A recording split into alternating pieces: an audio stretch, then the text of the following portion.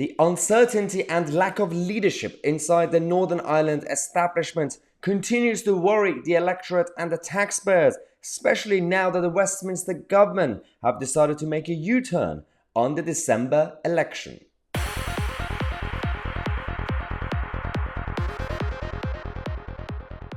What an absolute mess we're dealing with right now. So we have the Westminster centralised politics to deal with Rishi Sunak's cabinet and that mess.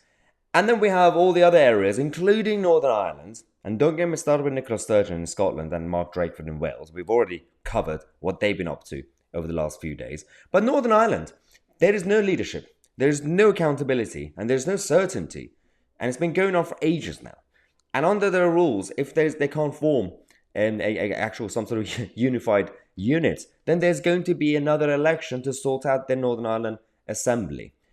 Until now, because now we have the government saying, yeah, we're probably going to make a U-turn and there's not going to be an election in December. This is the press release that we received from the Secretary of State for Northern Ireland, the Right Honourable Chris Heaton-Harris. Now, Heaton-Harris said, they're following discussions with the Northern Ireland party leaders, that there's not going to be a December election. He said, at midnight on the 28th of October, I came under a duty to call an assembly election. Since then, my engagement with the political parties has continued. I have had valuable conversations with people across Northern Ireland, including business and community representatives. I have listened to their sincere concerns about the impact and cost of an election at this time, which is a good point about what's going on. More elections, more chaos. But he says that I can confirm that no assembly election will take place in December or ahead of the festive season. Current legislation requires me to name a date for an election to take place within 12 weeks of 28th of October. And next week, I will make a statement in Parliament to lay out my next steps.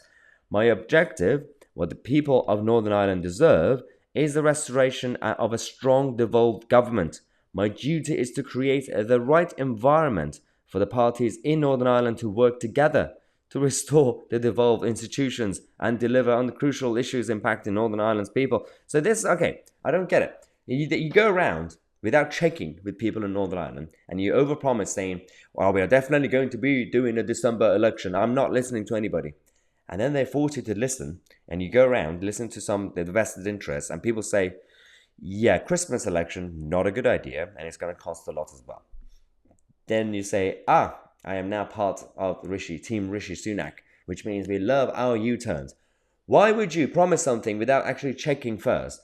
That way, you could prevent your regular daily U-turns. It's an embarrassing situation because we have the Northern Ireland Protocol to deal with. That's why the DUP are kicking off. And there's no way that you're going to sort out this situation unless you sort out the Brexit deal.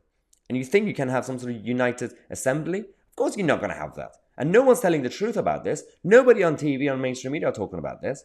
And because nobody cares about people in Northern Ireland. You know, we always talk about how the media and the establishment in London don't care about Scotland or Wales. It's much worse in Northern Ireland. We don't know anything about what's going on in Northern Ireland if we just listen to BBC Radio or watch BBC or any of these channels that we currently have. Because they don't care. And that's the problem I have. And I get angry every time I talk about it. But it is what it is. But this channel will continue to keep you guys posted on this new shambles. What's going on, really. Thank you so much for all the support. Subscribe to the channel. I'm Tousi, and we are the media.